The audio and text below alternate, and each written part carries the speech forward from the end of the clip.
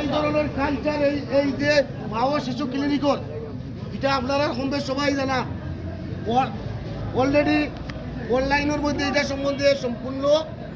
দেওয়া আছে অতীতে যেগুলো করছে। তাই আমি বিনীত সবার কাছে অনুরোধ